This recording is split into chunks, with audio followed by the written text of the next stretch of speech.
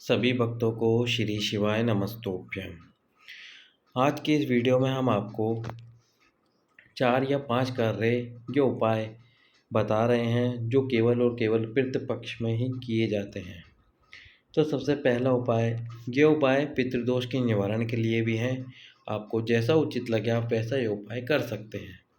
तो सबसे पहला है, यदि आपकी नौकरी नहीं लग रही है, सर्विस नहीं लग रही है, तो काले तिल, जैसा कि आप स्क्रीन पर देख रहे हैं, काले तिलों को, थोड़े से काले तिल ले लीजिए, इनको पीस लीजिए। पीसने के बाद एक कलश जिसमें जल भरकर जहाँ आपके पितरों का स्थान है उस स्थान पर रख दीजिए और उसमें वो जो आपने तिल पीसे थे वे काले तिल डाल दीजिए।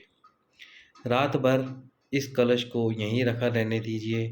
उसके बाद अगले दिन आप 3 वृक्ष, या तो बेलपत्र या फिर पीपल का वृक्ष या फिर बड़ का वृक्ष या फिर बरगद का पेड़, किसी भी वृक्ष में ले जाकर जिस व्यक्ति की नौकरी नहीं लग रही, सर्विस नहीं लग रही, उससे इस कलश का जल उस पेड़ में डलवा दीजिए।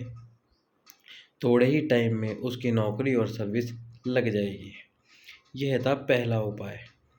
दूसरा उपाय जो कि गुरुजी ने कथा में बताया है कि पितृपक्ष में आपको एक कंडा जलाकर या फिर गोबर जलाकर अपने घर में या तो खीर और पूड़ी का भोग छोड़ना चाहिए, या फिर आपको शक्कर और घी छोड़ना चाहिए, या फिर गुड़ और घी छोड़ना चाहिए। यह उपाय भी आपको पितृपक्ष में ही करना है, पर ध्यान रखना घी गाय का ही होना चाहिए, केवल और केवल गाय का घी ही होना चाहिए।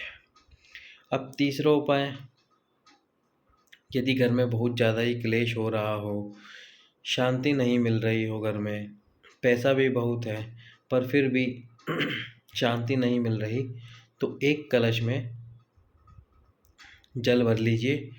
उस कलश में जल भरने के बाद में आपको उसमें थोड़े से काले तिल डाल लेने हैं। एक उपाय वो है जिसमें आपको काले तिल पीस कर डालने हैं, और एक उपाय ये है जिसमें आपको साबुत काले तिल डालने हैं। इसमें काले तिलों को आपको पीसना नहीं है, इस बात का ध्यान रखना। काले तिल डाल दीजिए। काले तिल डालने के बाद में आपको उस जल को पीपल के पेड़ के नीचे समर्पित कर देना है। यदि आपके घर में पितृदोष भी होगा या और कोई दोष भी होगा, वह भी समाप्त हो जाएगा।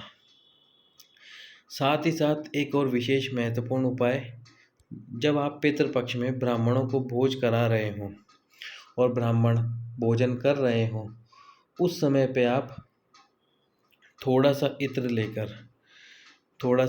लेकर रुई में लगा दीजिए।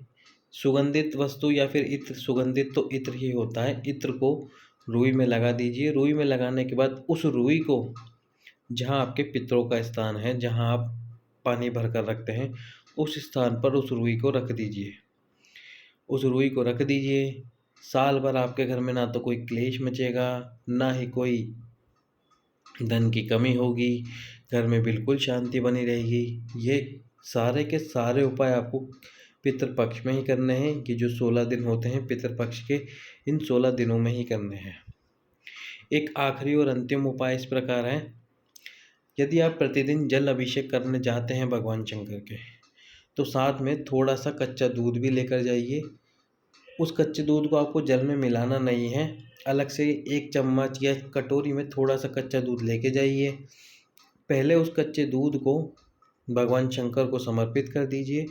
उसके बाद में जो आप कलश जल लेकर गए थे, उस जल को भी भगवान शंकर को समर्पित कर दीजिए। यह उपाय भी पितृदोष निवारण का ही है। जितने भी उपाय हैं वे पितृदोष निवारण के ही हैं, और ये सारे उपाय आपको पितृपक्ष में ही करने हैं, यानी कि जब कल से पितृपक्ष प्रारंभ हुआ है उसी में आपको ये सारे उपाय करने हैं। सभी भक्तों को श्री शिवाय नमस्तोभ्यम।